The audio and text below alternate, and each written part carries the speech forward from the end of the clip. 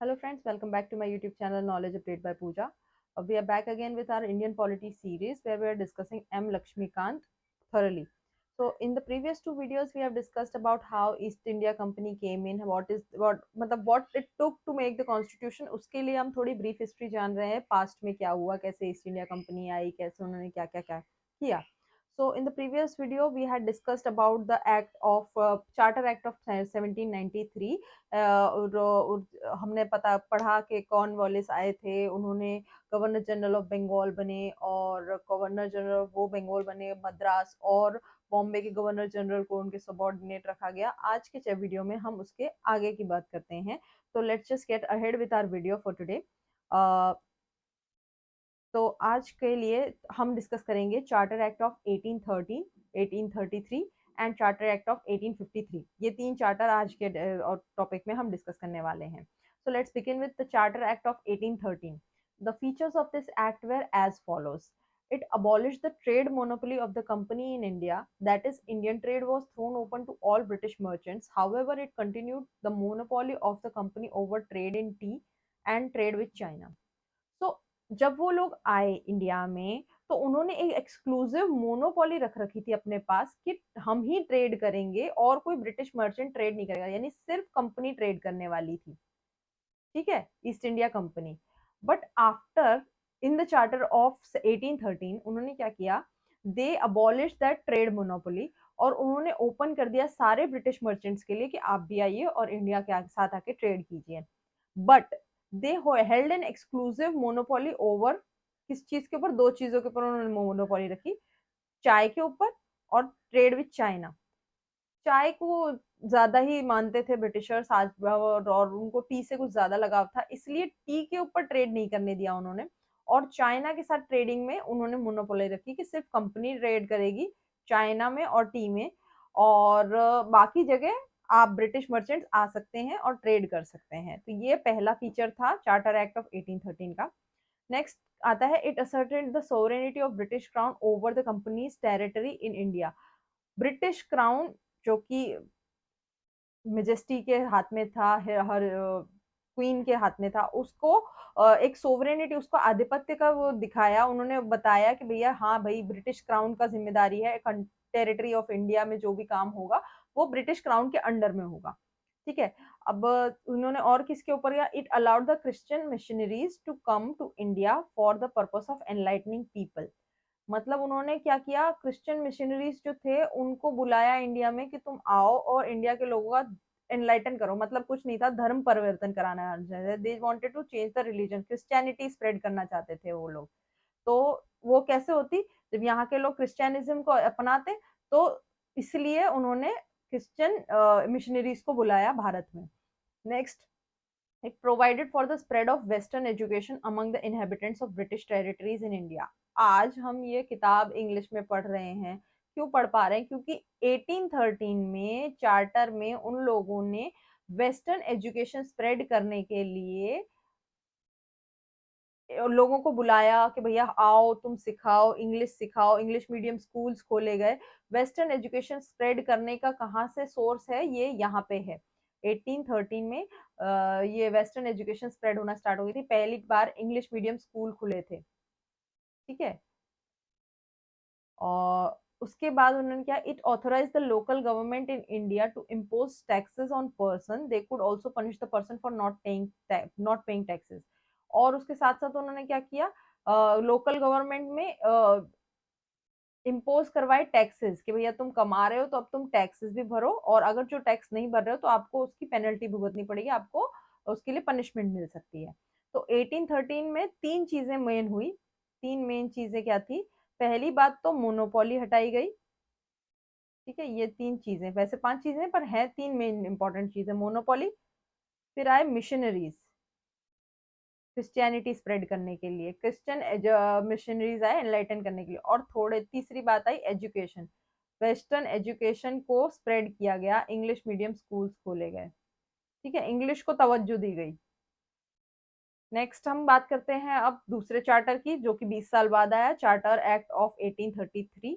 This act was the final step towards centralisation in British India. अब तक क्या हो रही थी, पावर्स गवर्नर जनरल के पास थी, फिर उसके बाद अब उन्होंने क्या किया, सेंट्रलाइजेशन करने लगे।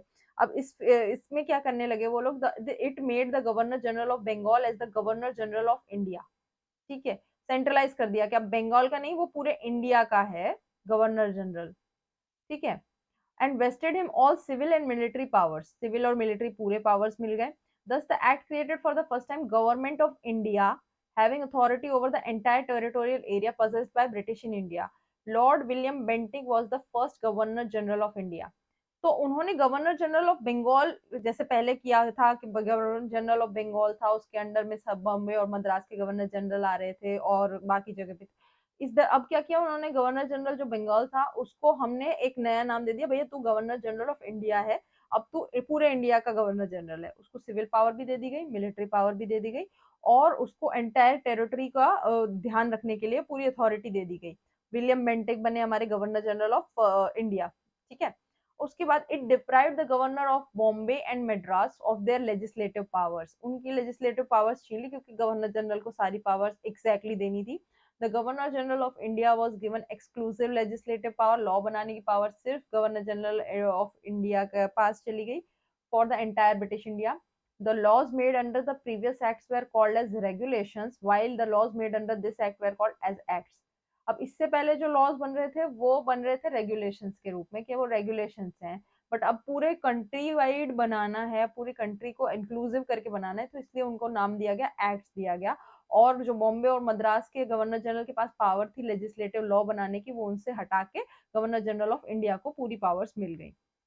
Next, it ended the activities of the East India Company as a commercial body, which became a purely administrative body. It provided that the company's territory in India were held by it in trust of His Majesty, his heirs, and successors.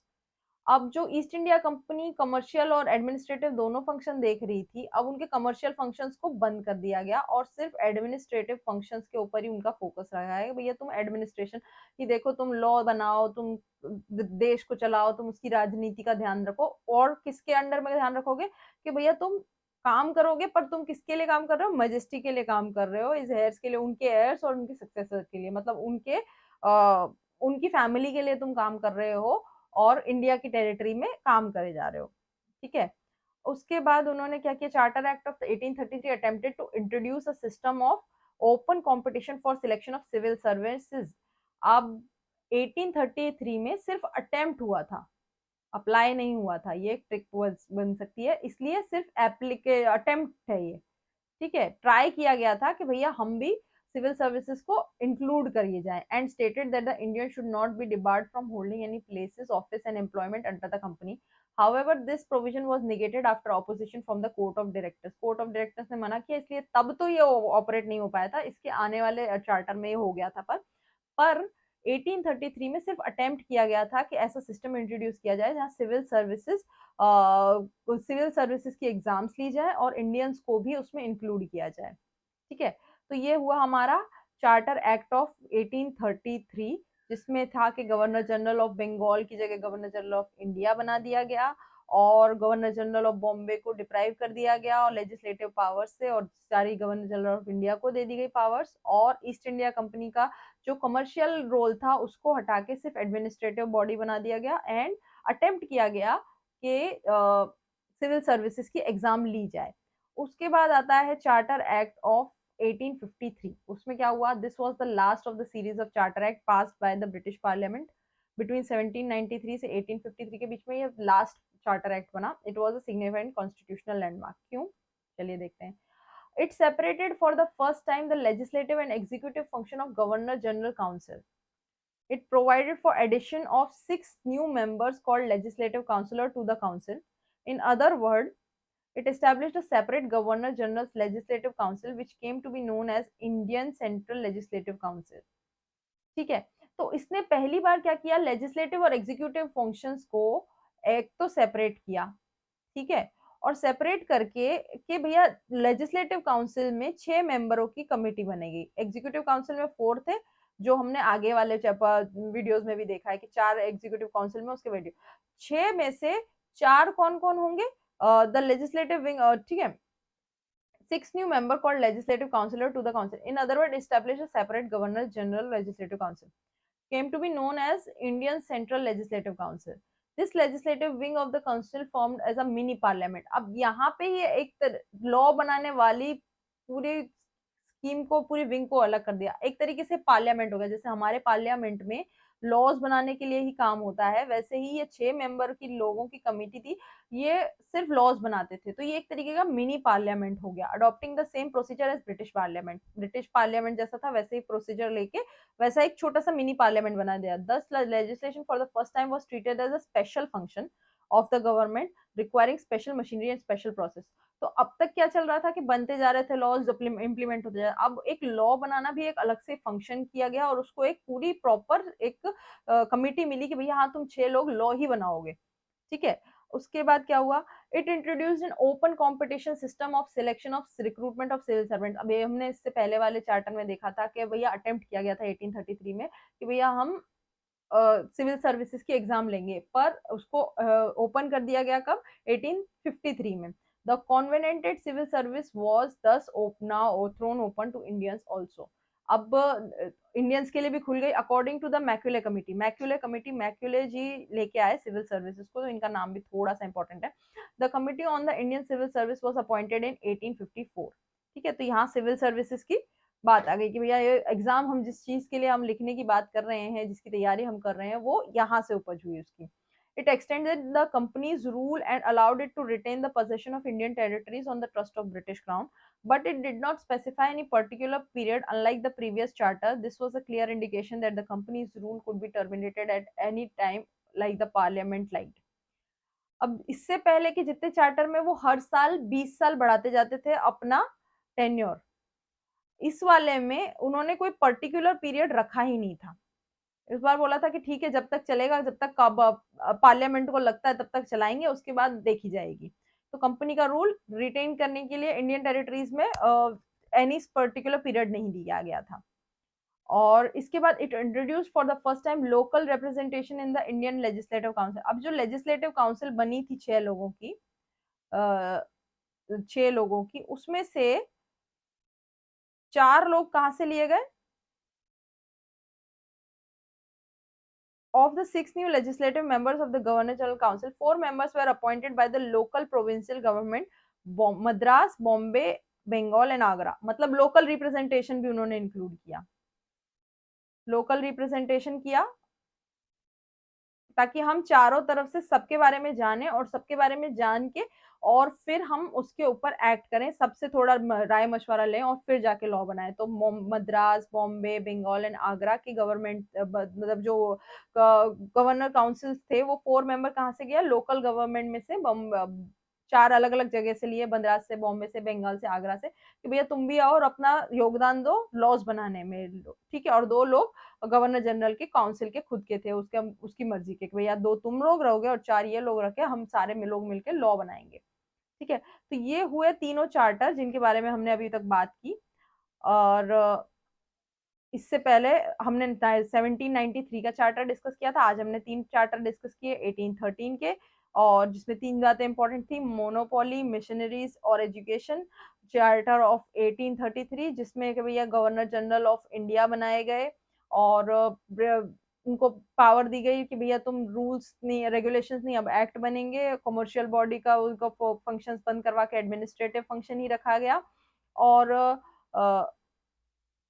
Charter act में attempt किया गया कि भैया civil service की exam हो, but 1853 में ये exams लेने भी लग गए और एक मिनी पार्लियामेंट जैसे का गठन हुआ, जहाँ पे 6 लोगों को लेजिस्लेटिव काउंसिल का काम दिया गया कि भैया तुम 6 लोग कहाँ से, मद्रास, बॉम्बे और आगरा और बंगाल से आए, और 2 लोग काउंसिल से, और वो लोग मिलके लॉज बनाएंगे। तो यहाँ तक था कि हमने ये चार्टर डिस्कस किया। अब इसके बाद हम इसके आगे का डिस्कस करेंगे अगले लेक्चर में। Thank you so much for the discussion. Thank you so much.